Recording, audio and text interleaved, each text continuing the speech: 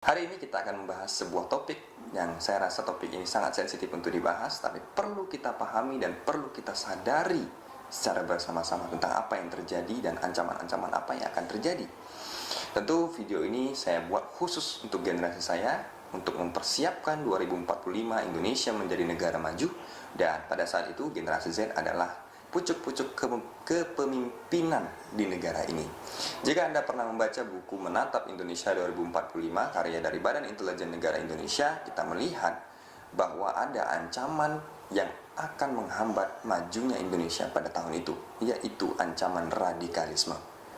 Tentu kita perlu mengetahui apa itu radikalisme. Radikalisme adalah bentuk pemahaman atau ideologi yang biasanya menentang kesepakatan yang telah disepakati secara bersama.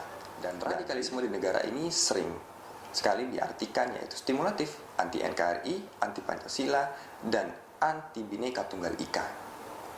Dan radikalisme banyak sekali jenisnya. Pada dasarnya radikalisme memiliki berbagai macam jenis, yaitu radikalisme bernegara, radikalisme beragama, radikalisme berpolitik, radikalisme, dan masih banyak lagi. Dan yang akan kita bahas pada saat ini ialah terfokus kepada ancaman radikalisme beragama.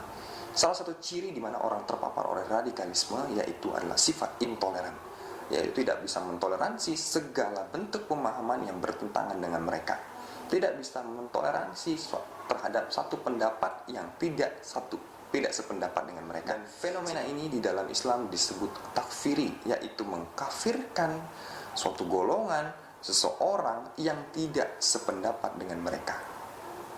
Sangat mengerikan sekali. Dan radikalisme sebenarnya memiliki dua jenis lagi, yaitu radikalisme yang baik dan radikalisme yang tidak baik. Radikalisme yang baik lebih tepatnya adalah fanatik. Kata yang lebih tepat adalah fanatik. Contohnya adalah seperti Bung Karno dan Nabi Muhammad. Fanatik adalah modal dasar untuk mencintai sesuatu. Jika Anda mencintai sesuatu tanpa modal fanatik, maka itu adalah cinta palsu. Salah satu contoh dari fanatisme dari Soekarno, kita bisa melihat bahwa cinta terhadap negara membuat Soekarno ingin memerdekakan Indonesia dan berperang melawan penjajah. Dan itu perlu sifat fanatisme. Sama seperti juga Nabi Muhammad SAW, beliau memiliki sifat fanatisme untuk membela negara dan membela agama, untuk melawan para jahiliyah. Dan ini adalah salah satu contoh fanatik yang benar, dikarenakan belum terciptanya sebuah kesepakatan bersama. Tetapi radikalisme yang terjadi di Indonesia saat ini ialah radikalisme menentang kebijakan yang telah disepakati bersama oleh bangsa Indonesia dan warga Indonesia. Dan radikalisme yang stimulatif ini anti NKRI, anti Pancasila, dan anti Bhinneka Tunggal Ika. Dan di video ini saya akan menampilkan sebuah cuplikan, di mana cuplikan ini terdapat seseorang yang berorasi dan bernarasi bahwa presiden dan pemerintahan pada saat ini yaitu kafir dan selalu berbuat curang kepada umat Islam. Kita akan melihat cuplikannya. Baik-baik sudah. Catat baik-baik. Nanti 17 April 2019. Kalau Jokowi menang, saudara, berarti Jokowi main curang, saudara. Kalau Jokowi menang, berarti dia main curang, saudara. Kalau Jokowi menang, berarti Jokowi menantang perang umat Islam ada di Indonesia. Kalau Jokowi menang, saya pimpin perang di Indonesia, saudara. Siap berjuang, siap berjuang. Allah. Dan kita bisa melihat dari video tadi betapa bencinya seseorang kepada seorang muslim lainnya. Dan ini sangat mengerikan sekali. Ini adalah salah satu contoh yang tidak baik, dan juga salah satu contoh di mana memperlihatkan kebencian dan berorasi dan bernarasi, mengubah pemikiran seorang tanpa dalil, tanpa sebab, membenci seseorang lain. Tentu ini tidak boleh jika dilakukan oleh generasi Z dan diikuti oleh generasi Z seperti tadi. Kedua kali ini kita melihat salah seorang anak yang masih belasan tahun yang sekolah di pesantren mencuri barang di minimarket, dan ketika ketangkap basah mencuri, diinterogasi dengan penjaga minimarket tersebut bahwa ini adalah tidak baik, dan anak itu menjawab bahwa ini adalah produk kafir dan produk Yahudi, dan kita tidak boleh menggunakan ini dan kita gratis saja menggunakan ini. Tentu ini adalah suatu pemahaman yang berasal dari radikalisme dikarenakan oknum ustadz yang sangat radikal tentunya. Jika penjaga minimarket tersebut berbicara kepada anak tersebut bahwa hukum Islam harus dipotong, maka anak itu dengan santainya melonjorkan tangannya mengisyaratkan siap untuk dipotong. Tentu hal ini sangat mengejutkan dan membuat speechless penjaga toko tersebut. Kita akan melihat cuplikannya. Caranya bukan maling kayak gitu. Kalau nggak percaya, tanya Ustadz depan tuh, apa boleh kita maling kan ini barang Yahudi, kita halal. Nabi Muhammad ngajarin kayak gitu. Lu salah kalau kayak gitu. Nggak ada Ustadz yang ngajarin kayak gitu, nggak ada yang ngajarin sesat. Itu sesat. Ya sesat lah. Masa ini barang Yahudi kita maling halal? Nggak ada. Yang ajaran Islam nggak ada, di hadis nggak ada. Kayak nggak tahu tadi apa? Tadi Iya. maling kayak gini terus gimana tadi kata lu? Padahal ini barang Yahudi, ini produk Yahudi. Kalau diambil, Dan juga kalau misalnya saya ngambil barang semuanya, terus saya pasti dipotong tangannya. ya udah dipotong aja tangannya sini kan. Kalau dalam dipotong Islam, aja. kalau dalam Islam, kalau kita maling udah kita potong. Ambil golok aja, ambil golok ini.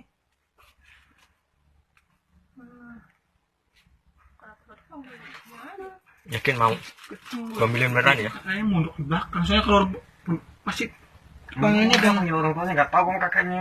Ayo lu ke pondok aja foto anak pondok kan nanya nama lu siapa? Pondoknya di mana? Pondok mana? lu nama siapa Ini nama Pak, lu? pondok sini. Namanya Ada. namanya Fajar. Bohong kan? Gua enggak. Fajar. Fajar apa? Hah? Fajar apa? Fajar namanya. Fajar apa? Fajar Sidik. Demi apa? Ya Allah. Lu bohong. Dia namanya Kalau Fajar kayak gini, Sidik. kamu Jadi gini Pak. Jadi saya maaf kata. Jadi gini terus. Iya, jadi kalau memang benar tadi Bapak bilangnya seperti itu, Seperti apa? seperti yang tadi Bapak bilangin, maling itu nggak boleh, tapi itu kata Bapak ini bukan baru Yahudi. Nah, berarti saya nggak mau maling. Tapi kalau misalnya memang benar itu pada Yahudi, saya akan maling terus. lihat. Ini Parah, dicuci. ini di otak kan Pak. Nih, Dan hal yang harus kita ambil, ini tidak terjadi pada satu anak ini saja, bahwa hal semacam ini terjadi banyak sekali di pondok-pondok pesantren di Indonesia. Ini sangat radikal sekali. Melihat dengan mata saya sendiri bahwa memang ini terjadi di pondok-pondok pesantren, oknum-oknum pondok pesantren yang radikal, dan itu banyak sekali. Yang perlu diwaspadain bahwa mereka adalah salah satu aset bangsa, generasi-generasi muda. Sangat disayangkan sekali ketika pemikirannya sudah penuh dengan kebencian. Sangat mengerikan sekali. Dan yang ketiga, di video ketiga kali ini kita melihat seorang oknum ustadz yang menjual salah satu produknya di salah satu majelis ilmu. Mereka menjual, mempromosikan dengan menjelek-jelekkan produk lain. Tentu hal ini jika dari kacamata bisnis kita melihat ini melanggar etika dalam berbisnis, bahwa persaingan di dalam bisnis adalah suatu hal yang wajar. Tetapi menjelekkan produk lain, membilang produk lain kafir, tentu hal ini sangat melanggar sebuah etika dan tidak memiliki adab. Tentu persaingan haruslah bersaing dengan sehat. Tidak boleh Anda menjelek-jelekkan produk yang lain, dan produk Anda yang paling bagus, produk Anda yang paling suci, tentu tidak boleh, karena ini melanggar etika dalam berbisnis dan beradab. Kita akan melihat videonya. Dan ini bukan sembarang air ayahanda. 30 merek minuman sudah dikalahkan Ajwa. Ini minuman namanya Ajwa, ngambil berkah kurma Nabi. Kita akan tunjukkan ayahanda dahsyatnya air Ajwa. Kamera tolong di close biar ibu-ibu bisa melihat.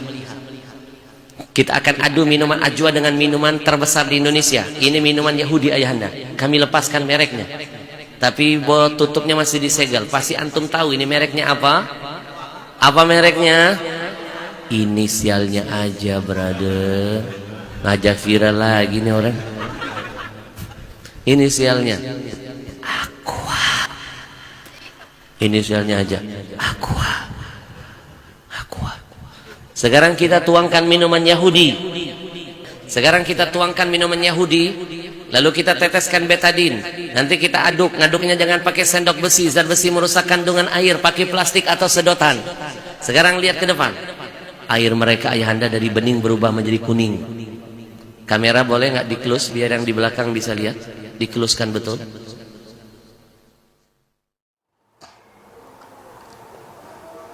Dan di video akhir ini saya akan menunjukkan saya tidak berani berkata-kata yang lebih tentang radikalisme ini, tapi saya berharap Anda melihat salah satu cuplikan video yang akan saya tampilkan di akhir, karena kan ini penuh dengan ketenangan dan penuh dengan kesabaran. Tidak perlu merasa Anda paling suci dan tidak perlu merasa Anda paling hebat, karena kita manusia ini memiliki segudang kekurangan. Dan tentu dengan kekurangan ini kita harus saling introspeksi diri, saling menasehati, dan saling memberi motivasi antara satu dengan yang lain. Tentu hal ini perlu kita dukung. Jadi jadilah warga negara yang beradab dan warga negara yang beretika. Saya Muhammad Rosid. Assalamualaikum warahmatullahi wabarakatuh. طايح اللي في معاصي وفي ذنوب كثيرة ما يهمك، بس انتبه، هذا غمط الناس. يا أخي صح حفظ القرآن ولا حصل شهادة، كثير اللي مثله، هذا غمط الناس. ولذلك انتبه، من أعظم أعمال القلوب ألا ترى لنفسك مكانا مرتفعا على غيرك، ما تشوف لنفسك فضل وزيادة بالنسبة لغيرك مهما كان، حتى لو صاحب ذنوب ولا معاصي انتبه، يمكن عنده من الطاعات ما ليس عندك، ويمكن في قلبه من الصلاح ما ليس عندك. لا تحقر أحد، احفظ لسانك.